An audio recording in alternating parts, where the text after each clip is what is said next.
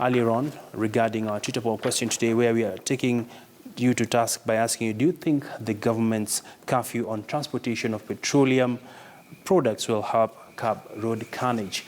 We have with us in studio the chairman of the Petroleum Institute of East Africa, and that is Powell Maimba. Many thanks for making time. Welcome. Thanks. And Powell, just picking up from that question, do you think the ban on night travel will curb road carnage by tankers? Yes or no. Road accidents usually happen anytime, but there's a higher risk at night. And this particular ban is not a new one. It's been there in the law. Yeah. It's actually enforcement after the incident in Naivasha.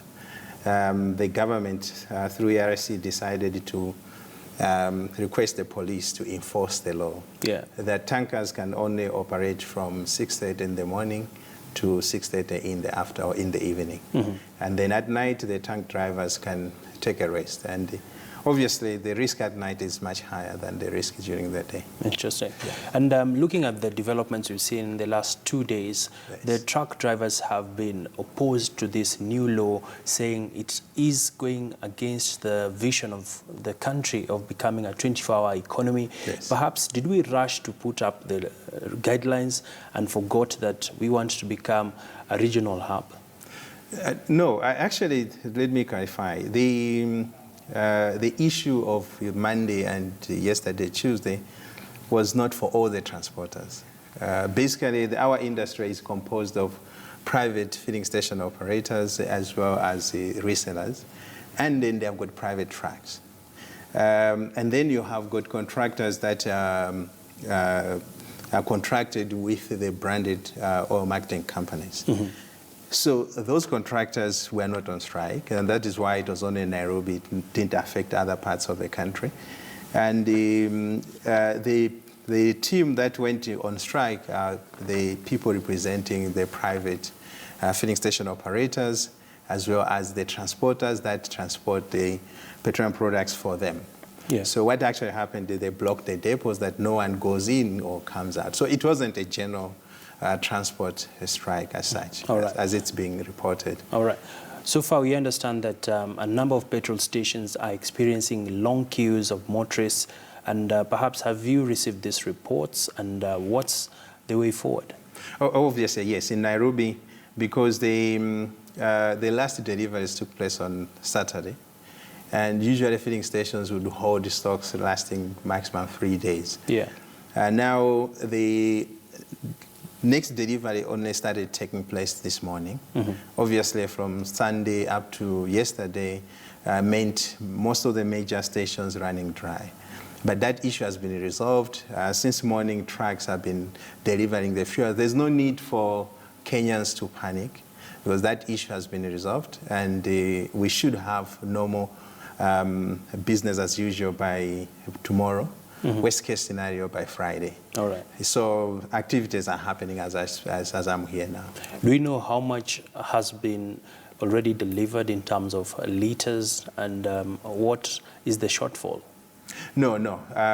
Because of our diversity, some sites we were tracking out of Nakuru as an industry.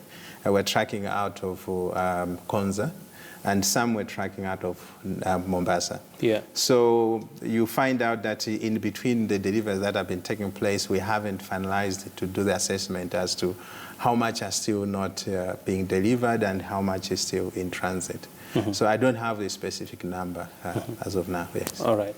And of course, we've seen the chairman representing the Association of the Transporters, Mr. Karanja, yes. Indicating that they have been subjected to police harassment as well as bribes. Yes. Perhaps what is the Petroleum Institute doing about this? Of course, we did hear the Cabinet Secretary mention that police need to stop this, but yes, as one of the lead agencies, what are you intending to do about this?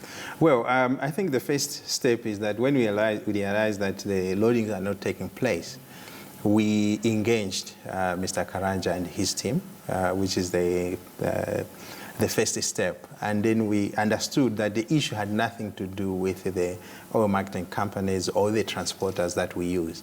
The issue had everything with the police. When the memo was issued, they alleged that every tanker that was being requested to pay 40,000 to allow it to drive at night.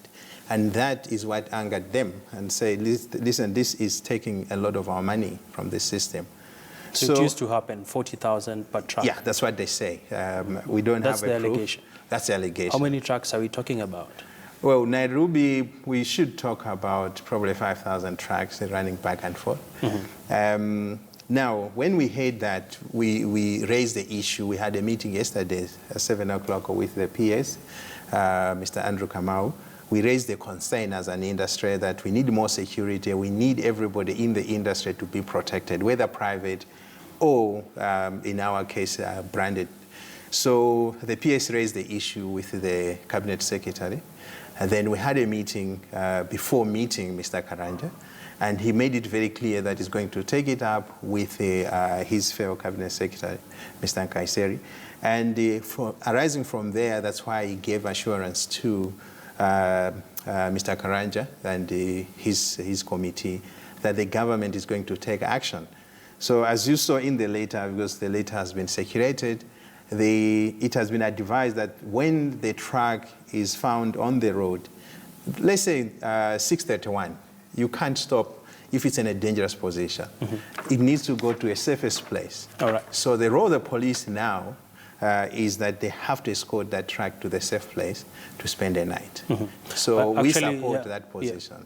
Bearing that, if my director can pull up, we had earlier a letter written by the Inspector General of Police, that is Joseph Poinet, directing that the ERC was requesting the IG to be able to give truck drivers escorts to the nearest safest station. And of course, we'll be having that shortly on our screen.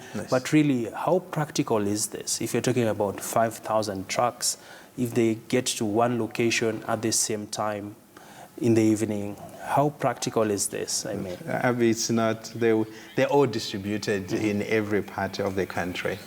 So they deliver out of Mombasa. They deliver out of Nairobi depot. Yeah, that's actually what I was mentioning. It's on the screen there. Yes, it's there. So the practical side of it is that not all of the trucks will be out of time in the night. So some will be delivering, some will be there. So we're talking about a small number of trucks, actually. And most of them will be within the range of delivery, loading and deliver. So we're not looking at all the number of trucks. It's practical. What actually the intention is, we need to move away from the police to punishing people and move towards assisting people comply to the law. All right. Because at the moment is, if 630 finds you in the middle of Uhuru Highway, you have to park your truck. And you can imagine how practical that is. And therefore, what we're saying is take them, escort them, take them to the next safest location.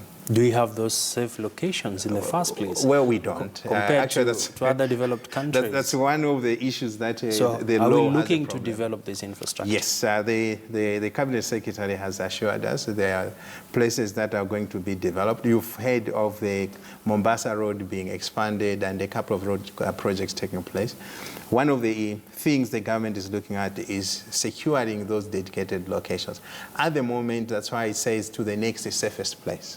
So obviously on the road, you always find a next safest place where, and if it's possible, the police will have to guard the tanker, because what we don't want is late in the night, some people try to steal the fuel, and then here goes a fire and all those that kind of thing. So I think the IG has done a very good job there, and it's good for all of us. I think this issue is not only for them, it's for the whole industry. All right. To make sure that we are safe as we operate. All right. Finally, Powell, perhaps just paint for us an outlook for the petroleum sector in 2017. We are seeing global oil prices have been shooting up. Right now, I think a barrel of oil is going for about 56 to 57 US dollars. What's the outlook really? Do you expect to see higher pump prices as we go to the elections? If I had known, we say in our industry, if you could predict the oil prices, you would be one of the billionaires in the world. But there are so many variables that affect our industry. But last year, I think I had an interview and I said clearly, this year what's going to happen, the oil will oscillate between 50 and about 65 or 60. And that has actually happened. It will continue doing that. So we will not see very high prices as it was to $100 last time. Yeah. We will get used to this movement of between 50 and 60 range. And as Kenya is advantaged through the open tender system, we will be able to oscillate with the global market. I always say we have got the best prices in the world. You can prove that. Kenya and East Africa, through the industry's activities, we have almost the lowest pump prices. And some people don't believe that UK has got the highest pump prices, but Kenya is in a better position. So will the prices go as high as we saw when it was $100 a barrel? No. Is it going to go as low as 20? The answer, no. It will run between 50 and 60 dollars a barrel, and which means in our translation shilling terms, it should be between probably 90 to just about 100 shillings per litre, unless the government changes the pricing structure in terms of taxes and other things. Because that's also another major element in our, and the shilling is losing value, so it's not necessarily the dollar, the fuel price, the crude price. Yeah. It's actually, the shilling now is trading at about 104, 105. That has an impact on the pump price. So you may start seeing higher pump prices because of the weakening of the shilling. All right. Not necessarily the change in the price of crude. Many thanks. Always a pleasure having you. Thank you, Avi. That has been Powell Maimba, the chairman of the Petroleum Institute of East Africa, just giving us insights into the petroleum sector. Of course, last evening we did see a number of motorists queuing to fill up their tanks over fears that there would be a major strike by oil transporting companies. Of course, the strike has been called off, and now you can rest easy and just quietly and move to your nearest petrol station to fill up your tank if need be. Well, that marks the end of our show. And right now we want to pave way for Worldview.